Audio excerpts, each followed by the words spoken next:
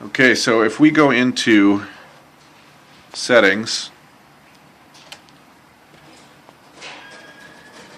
and we do user preferences and we say rings and line 1, and what we want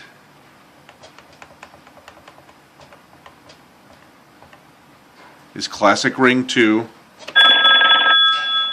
and we say select and we say save, and we go back, we exit, and we exit. It doesn't seem to select that ring at all.